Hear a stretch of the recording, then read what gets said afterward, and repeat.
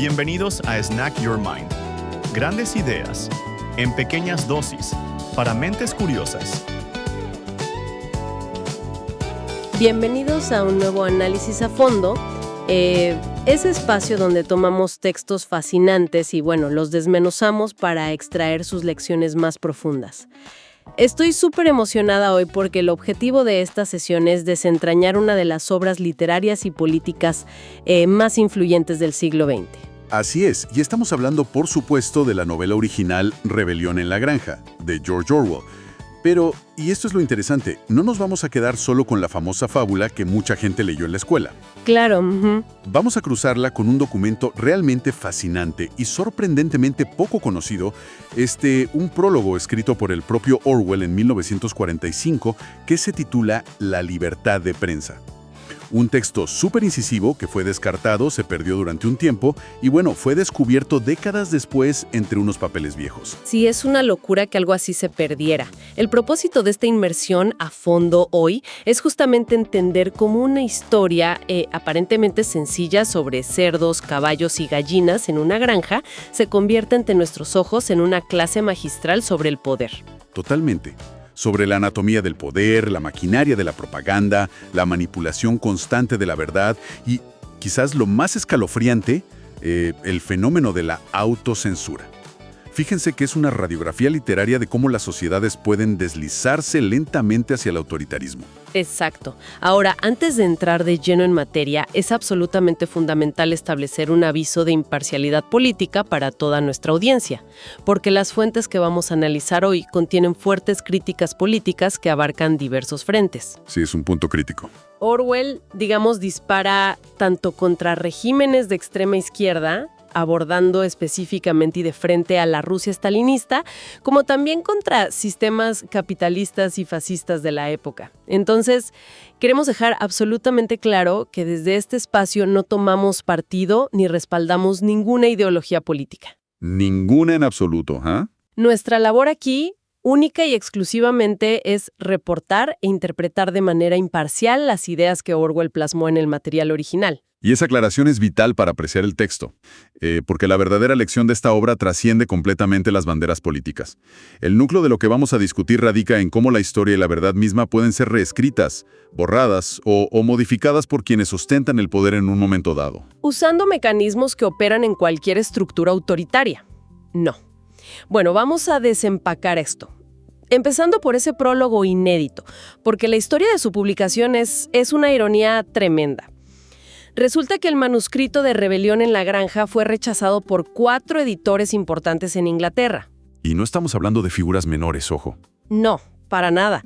Personas de la talla del poeta T.S. Eliot o editores famosísimos como Victor Gollancz y Jonathan Cape le dijeron que no a Orwell. Cape incluso llegó a consultar con un funcionario del Ministerio de Información antes de rechazarlo. Yo me pregunto qué estaba pasando exactamente en ese momento para que hubiera tanto miedo de publicar una simple fábula con animales. Fíjate que lo fascinante aquí es que el rechazo no se debió a una censura gubernamental oficial. O sea, el Ministerio de Información británico no prohibió el libro legalmente ni amenazó con encarcelar a nadie. Ah, claro. Lo que operó fue el miedo a la opinión pública y a la ortodoxia del momento. Es decir, una autocensura brutal. Pensemos que durante la Segunda Guerra Mundial, la Unión Soviética era aliada del Reino Unido frente a la Alemania nazi. Entonces, la corriente de pensamiento dominante en la intelectualidad británica exigió una admiración inquebrantable hacia esa alianza. Lo que convertía a cualquier crítica a Stalin o al régimen soviético en un tabú absoluto, ¿verdad? Exactamente. Era considerado inoportuno y, de muy mal gusto criticar al aliado. Es increíble pensar que la prensa libre decidiera taparse los ojos voluntariamente sin que nadie los obligara por ley. Orwell denuncia esa actitud con una de las frases más memorables y potentes de este ensayo oculto. Escribe textualmente: "La libertad significa el derecho a decirle a la gente lo que no quiere oír". Sí. Es una definición que corta como un cuchillo, especialmente en ese contexto. La tendencia de la prensa y de los pensadores en general a repetir un mismo disco, una misma narrativa oficial sin cuestionarla, simplemente porque es lo que dicta la lealtad patriótica del momento. ¡Wow! Para ponerlo en términos modernos, imaginemos las cámaras de eco en las redes sociales hoy en día. Nadie le está poniendo una pistola en la cabeza a alguien para que repita la opinión popular, pero muchísima gente lo hace por terror a ser cancelada, juzgada o marginada por su propio grupo. Esa presión social invisible. Ajá, esa presión social invisible, argumenta Orwell, es un enemigo mucho mayor para el pensamiento independiente que cualquier dictador imponiendo la censura por la fuerza. Entonces, si Orwell estaba presenciando esa cobardía intelectual de primera mano, me surge la duda de cómo logra traducir ese ambiente de miedo invisible a una historia sobre animales de granja. Porque, a ver, la fábula arranca con un tono completamente distinto. Muy distinto, sí, y lleno de esperanza. Exacto. Comienza con el sueño del viejo mayor, que es un cerdo anciano, sabio y sumamente respetado. Él reúne a todos los animales una noche, a escondidas del granjero, el señor Jones, y comparte una visión utópica. Describe un mundo sin el yugo del hombre. Señalando al ser humano como la única criatura que consume sin producir. Claro, les dice que el hombre no da leche, no pone huevos, no tira del arado, pero es el dueño de todo. Y para coronar su discurso, les enseña una canción revolucionaria, Bestias de Inglaterra, que de verdad enciende la esperanza en toda la granja. Ese momento representa el nacimiento del ideal revolucionario puro. Es la teoría en su máxima expresión, una promesa de igualdad absoluta. Pero la chispa que enciende la rebelión real no surge de un plan militar sofisticado ni nada por el estilo, sino de la pura desesperación. ¿Por el hambre? Exacto. El señor Jones cae en un profundo alcoholismo tras perder un pleito legal y abandona sus responsabilidades. Olvida alimentar a los animales durante días. Es el hambre pura y dura lo que empuja a las vacas a romper las puertas de los graneros para buscar comida. Y cuando Jones y sus peones se dan cuenta e intentan castigarlos con látigos, ahí ocurre el estallido. Los animales, en un acto completamente espontáneo de defensa, se sublevan. Reparten patadas, muerden, embisten y, para su propia sorpresa, logran expulsar a los humanos para siempre. Es una catarsis colectiva. Hay una escena preciosa donde tiran los látigos, los frenos y las cadenas al fuego. Es pura euforia. Y a partir de esa victoria, los cerdos, que habían aprendido a leer por su cuenta estudiando unos libros viejos de los hijos de Jones, estructuran las enseñanzas del viejo mayor en un sistema de pensamiento. Lo llaman animalismo. Y ahí es cuando pintan los mandamientos, ¿no? Exacto. Pintan en la pared del granero los 7 mandamientos, que vienen a ser la constitución de esta nueva sociedad. Establecen límites clarísimos. Ningún animal dormirá en una cama. Ningún animal beberá alcohol. Ningún animal matará a otro animal. Y la regla suprema de todas: todos los animales son iguales. Y para los animales menos educados como las ovejas, los cerros resumen toda esta filosofía en una máxima muy pegadiza que repiten todo el tiempo. 4 patas sí, 2 pies no. Ajá, para que no se les olvide quién es el enemigo. Y tengo entendido que ese primer verano posterior a la rebelión es genuinamente próspero. Fíjate que trabajan más duro que nunca, pero lo hacen con gusto, porque saben que cada bocado de comida es para ellos mismos, no para un amo humano que los explota. Se siente una verdadera hermandad. Se siente, sí, pero ¿toda granja necesita administración? Claro, y por su inteligencia, los cerdos asumen el liderazgo. Aquí es donde se pone realmente interesante, porque vemos cómo empieza a formarse una grieta en la cúpula del poder, específicamente entre 2 cerdos, Snowball y Napoleón. ¿Cómo difieren sus estilos de liderazgo? Porque entiendo que son muy distintos. Son el agua y el aceite. Snowball es el líder carismático y visionario. Pasa horas leyendo viejos manuales, planea estrategias a largo plazo, organiza comités educativos y, lo más importante, propone un proyecto monumental: construir un molino de viento para generar electricidad. Prometiendo que la tecnología reducirá la jornada laboral a solo 3 días por semana, ¿cierto? Esa es la promesa. Napoleón, por otro lado, es sumamente calculador y silencioso. No destaca en los debates dominicales frente a la asamblea, pero opera hábilmente en las sombras, tejiendo alianzas y preparando su movimiento. Y vaya movimiento. Este trabajo en las sombras culmina en un golpe de estado brutal, porque resulta que anteriormente Napoleón había separado a 9 cachorros de sus madres, diciendo que la educación de los jóvenes era prioridad y que él se encargaría personalmente de ellos. Los cría en absoluto secreto. Una jugada maestra y perversa. Sí, Y justo en el momento en que Snowball da un discurso brillante y convence a la asamblea de votar a favor de construir el molino de viento, Napoleón emite un chillido agudo. De repente, esos 9 cachorros, ahora convertidos en perros enormes y feroces, irrumpen en el granero. Y atacan a Snowball. Lo atacan, lo persiguen y lo expulsan violentamente y para siempre de la granja. Y en su primer acto como líder supremo, Napoleón abole los debates dominicales. Se acaba la democracia de un plumazo. Las decisiones a partir de ese momento las tomará un comité de cerdos presidido por él. Es la transición clásica hacia un régimen autoritario sostenido por la fuerza militar, que aquí está representada por los perros. Pero, y esto es vital, el poder no puede sostenerse únicamente con los dientes al descubierto. Necesita justificación. Y aquí es donde entra el personaje más perverso de la novela, Squealer. Squealer, el ministro de propaganda de la granja. El libro lo describe como un cerdo tan persuasivo que era capaz de hacer ver lo negro blanco. Pero yo me pregunto, ¿cómo logra convencer a toda una granja de animales fuertes que acaban de derrocar a un humano de someterse a otro tirano? ¿Así de fácil? Lo logra mediante una manipulación psicológica constante y el secuestro del lenguaje. Squealer es quien va bajando las directrices inaceptables a la masa. Tomemos el ejemplo de los primeros privilegios. A ver. Cuando los animales descubren que la leche y las manzanas caídas de los árboles ya no se reparten equitativamente, sino que se las apropian los cerdos, Squealer no utiliza la fuerza bruta. Da un discurso donde afirma que la ciencia ha probado que los cerdos necesitan esas manzanas y esa leche exclusivamente por su salud cerebral. ¡Wow! Usando la ciencia como excusa. Y luego suelta su arma más letal, la táctica del miedo. Si los cerdos fallamos en nuestro deber, volverá el señor Jones. Es una manipulación maestra. Utiliza el miedo al pasado para que los animales acepten dócilmente la desigualdad del presente. Prefieren soportar a unos privilegiados que arriesgarse a que vuelva el humano con su látigo. Y si conectamos esto con un panorama más amplio, vemos la mecánica exacta de cómo se consolida el control de la información. Squealer no solo justifica los privilegios actuales, sino que se dedica sistemáticamente a reescribir la historia. Cambiando los hechos a su conveniencia. Totalmente. Tiempo después, cuando una tormenta derriba el molino de viento que los animales habían empezado a construir, Napoleón no asume la culpa por los malos cimientos.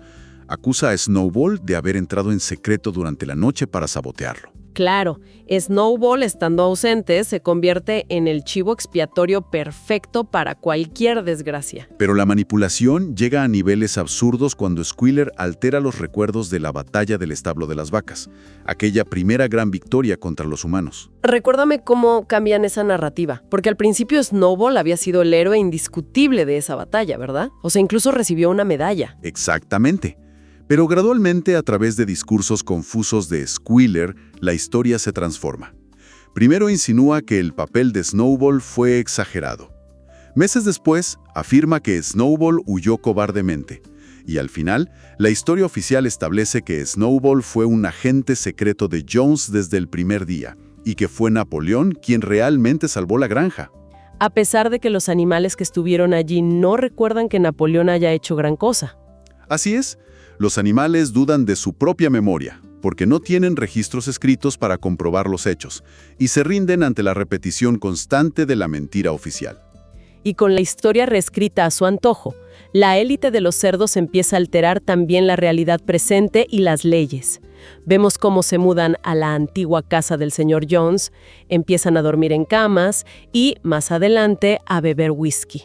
Rompiendo todos los mandamientos originales. Sí, hay un momento fascinante donde la yegua Clover, sintiéndose inquieta por estos cambios que parecen contradecir las reglas, le pide a la cabra Muriel que le lea los 7 mandamientos pintados en la pared. Y resulta que misteriosamente se les han añadido palabras. Ya no dice ningún animal dormirá en una cama, sino ningún animal dormirá en una cama con sábanas. Con sábanas, claro. Ya no es ningún animal beberá alcohol, ahora dice ningún animal beberá alcohol en exceso. Y como la inmensa mayoría de los animales apenas sabe leer, asumen que su memoria les está fallando y que esas excepciones siempre estuvieron escritas ahí. Squealer modifica la ley en la oscuridad de la noche. Y esta alteración constante de la ley es lo que abre la puerta al terror absoluto. Porque ya no hay límites. Exacto. Cuando el poder ya no tiene límites legales y puede cambiar las reglas a su conveniencia, recurre a la violencia para eliminar cualquier mínima sospecha de disidencia. Así llegamos a las espeluznantes escenas de las purgas. Son escenas muy gráficas y perturbadoras. Napoleón reúne a todos en el patio y, usando a sus perros sanguinarios, obliga a varios cerdos jóvenes, a gallinas que se habían quejado por sus huevos y a algunas ovejas a dar un paso al frente. Y los obliga a confesar. Les arranca confesiones de crímenes absurdos, delitos imaginarios como haber conspirado con Snowball en sueños. Inmediatamente después de confesar, los perros les desgarran la garganta ante el horror paralizante de todos los demás. La granja entera se impregna con el olor a sangre, un olor que no sentían desde los tiempos del granjero Jones.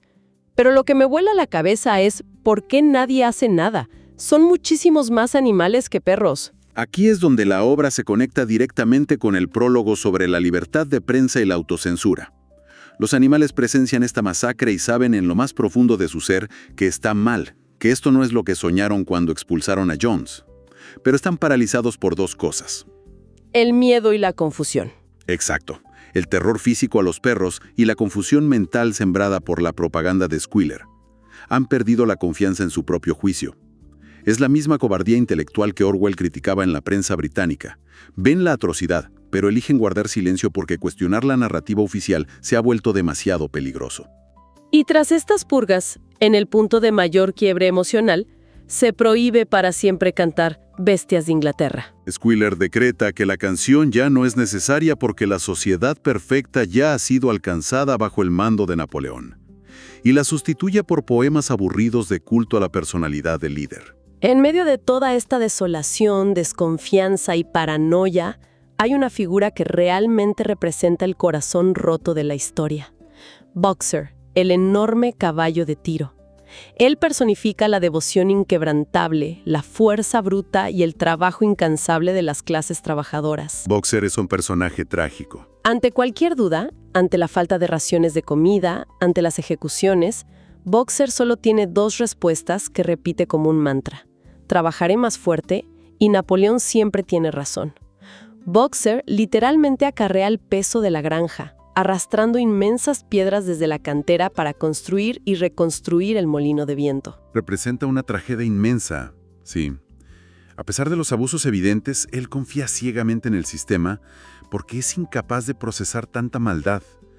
Y esa lealtad es pagada con la peor de las traiciones. Cuando ocurre el ataque. Así es. Ocurre un ataque brutal por parte de Frederick, un granjero humano vecino que engaña a Napoleón con unos billetes falsos en una venta de madera. Frederick y sus hombres atacan la granja con armas de fuego y dinamitan el molino de viento recién construido, haciéndolo volar en 1000 pedazos. Todo ese trabajo destruido en un segundo. Con perdigones incrustados en una pata y el casco partido. Pero a pesar del dolor físico y de su edad avanzada, se niega a descansar. Su única ilusión es poder ver el molino avanzado antes de su inminente jubilación, porque el animalismo prometía un prado tranquilo para que los animales viejos descansaran. Así que sigue empujando piedra hasta que un día sus pulmones colapsan y cae en medio de la cantera, sin poder levantarse. Ese momento previo a su destino final es simplemente devastador. Boxer yace enfermo por puro agotamiento. Squealer aparece fingiendo una gran preocupación y anuncia que, por orden directa del compasivo camarada Napoleón, Boxer será enviado a un hospital veterinario de primera línea en la ciudad para recibir el mejor tratamiento médico posible. La mentira perfecta. Pasan un par de días y llega un camión cerrado a recogerlo. Todos los animales interrumpen su trabajo para despedirse felices de su amigo. Pero el viejo burro Benjamín entra en pánico y empieza a gritar desesperado. ¿Qué papel juega Benjamín en todo esto? Porque él siempre pareció estar al margen de la revolución. Benjamín es fundamental. Él representa al intelectual cínico que siempre supo la verdad. Sabe leer también como los cerdos, pero durante años se mantuvo en silencio bajo la premisa de que la vida siempre sería dura, demostrando otra forma de cobardía intelectual, la inacción. Pero ahí reacciona. Pero cuando ve el camión, finalmente reacciona. Les grita a los animales, idiotas, ¿no ven lo que dice ahí? Lee el letrero en el costado del vehículo. Alfredo Simmons, matarife de caballos y fabricante de pegamento. Es escalofriante. O sea, los cerdos no lo enviaron a curarse. Vendieron a su trabajador más leal y devoto al matadero simplemente para conseguir dinero y poder comprar una caja de whisky para ellos mismos. Así de crudo. Los animales, horrorizados, empiezan a gritarle a Boxer que salga. Se escucha como el pobre caballo intenta patear las puertas de madera desde adentro con sus últimas fuerzas, pero su cuerpo desgastado ya no le responde. El camión acelera y se lo llevan hacia la muerte. ¿Y cómo maneja el régimen esta crisis evidente frente a los demás animales? Con una dosis de cinismo absoluto. Días después, Squealer convoca a todos y desmiente el rumor. Inventa una historia sumamente emotiva sobre los supuestos últimos momentos de Boxer en una cama de hospital impecable, asegurando que murió alabando a Napoleón. ¿Y cómo explica lo del letrero del camión? Afirma con una sonrisa indulgente que el camión era simplemente propiedad del veterinario y que se lo había comprado al matarife y aún no había tenido tiempo de repintarlo. ¡Wow! Y la tragedia aquí es que los animales aceptan la mentira. La aceptan no porque sean tontos, sino porque la verdad es demasiado dolorosa de soportar. Prefieren el consuelo de la mentira a la desesperación de saber que su héroe fue convertido en pegamento para financiar los vicios de sus líderes. ¡Qué fuerte! Y ese nivel de engaño nos prepara para la transformación final de la historia.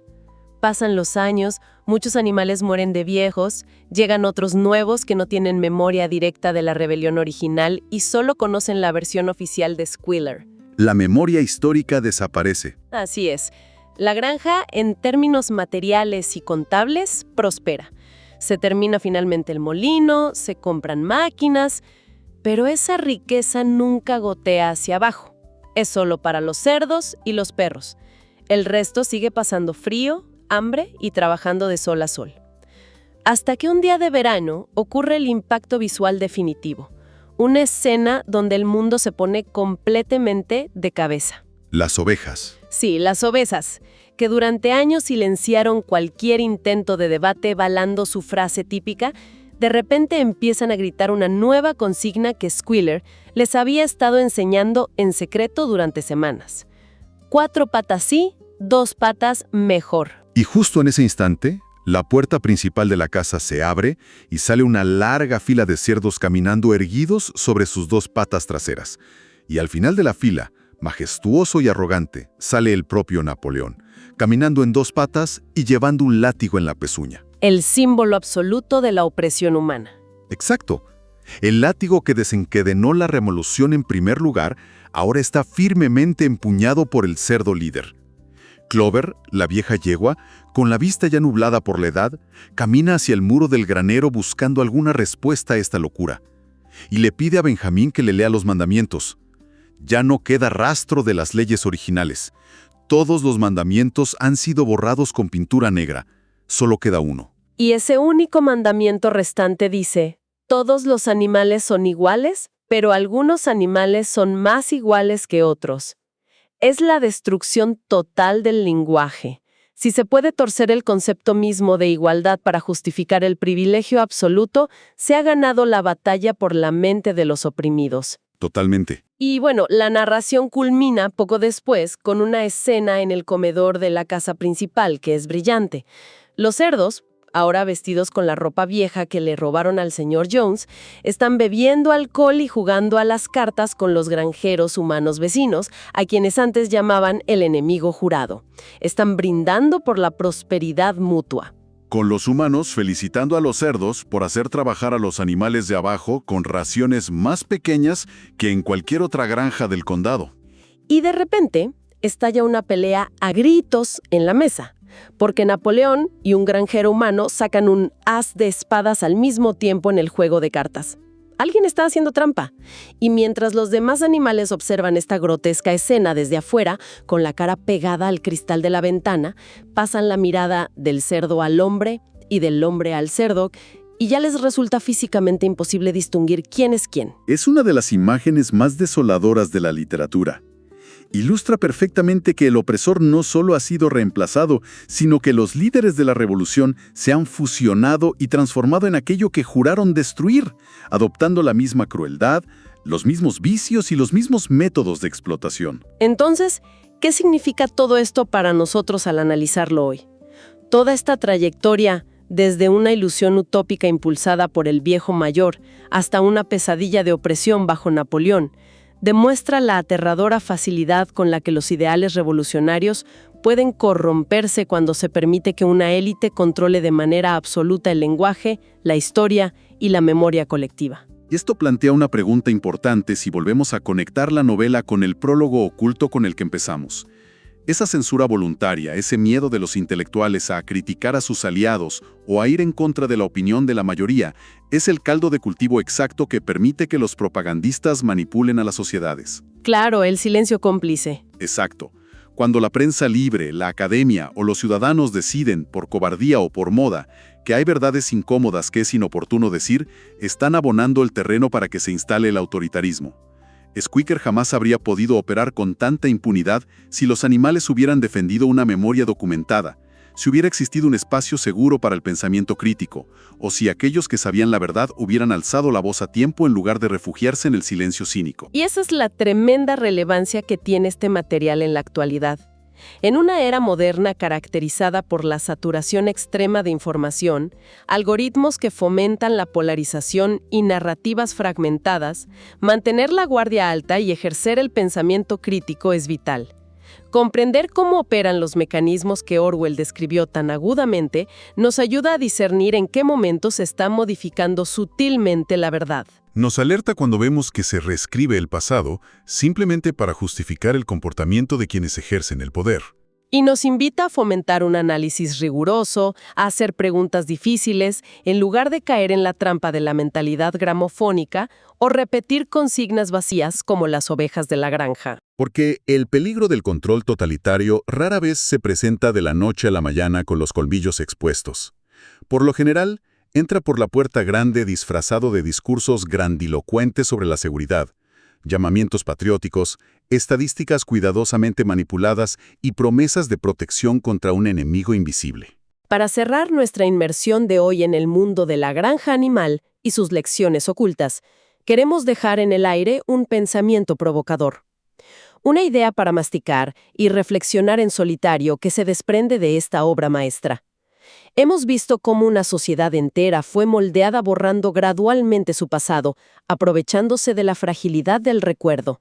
Así es. Así que la pregunta es, si la memoria colectiva de una civilización depende por completo de las narrativas que se repiten incesantemente y de aquello que el entorno social permite decir en voz alta, ¿existe verdaderamente alguna defensa real contra la reescritura total de la historia una vez que los testigos originales de los hechos han desaparecido?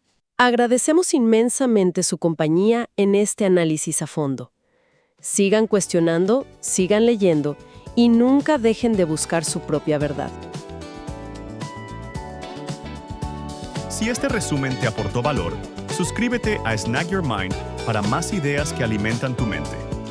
Dale like, comparte este video y cuéntame en los comentarios qué idea te llevas hoy. Nos vemos en el próximo Snack Mental.